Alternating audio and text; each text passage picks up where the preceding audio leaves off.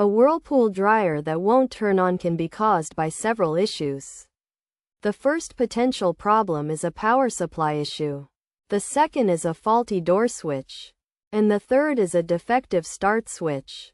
To fix these issues, start by checking the power supply.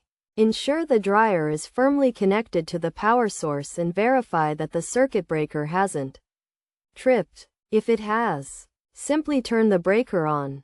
Try plugging the dryer into a different outlet to rule out a faulty power outlet. And avoid using extension cords as they can cause power surges. If this doesn't resolve the issue, inspect the door switch, as a Whirlpool dryer won't turn on if the door is not fully closed or if the door switch is faulty. Open and close the dryer's door to ensure it latches correctly.